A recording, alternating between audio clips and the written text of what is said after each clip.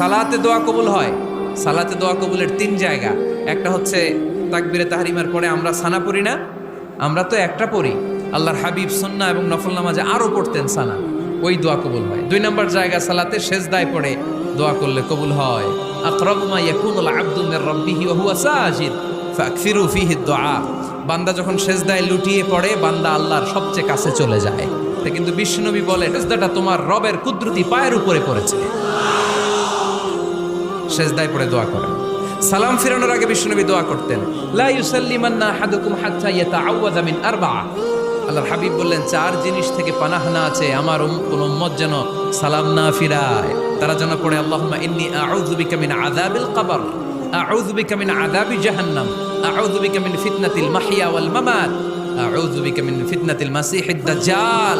আল্লাহ কবরের আযাব থেকে বাঁচাও, আল্লাহ জাহান্নামের আগুন থেকে বাঁচাও, আল্লাহ জীবন